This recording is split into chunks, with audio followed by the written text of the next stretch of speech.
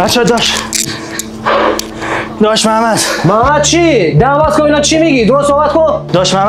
داش محمد بیمارستان فرار کرده. چه جوری فرار کرده بیمارستان مگه میشه؟ شاید پول تصویر نداشته، شاید هم مامورا امید تو آخرین بار کی دیدیش؟ دیشب پیشش بودم.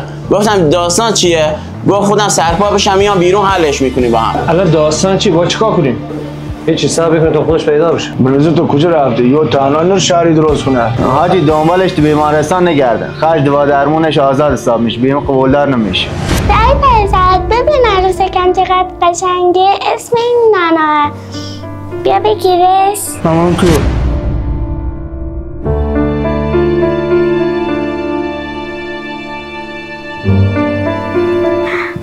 مامان دایی بزد با من بازی نمیکنه. همش هم میگه ممد کو. با تو رو خدا بیا برو از رفیقاش آمارشو بگیر. من که نمیتونم برم پیش رفیقاش ببینم کجا رفته. این آخر باری سرش که ضربه خورده بود حالش اصلا خوب نبود. خیلی خون ازش رفته بود. هزیون میگفت. بابا 100 تا جون داره.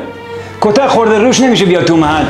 گوشیش هم که خاموش اونجا افتاده. بابا از وقتی که محمد از بیمارستان فرار کرده دیگه خبری ازش نداریم. خیلی وقت دیگه ها. دلم داره شور میزنه. باشه بابا میرم پاتو قدیمیش بذارم با خودم میبرم یا هوا یا عوض کنم. ای بابا دوبار برخ بابا بلند شو بریم گرما مرد. بچه‌ها خداحافظ.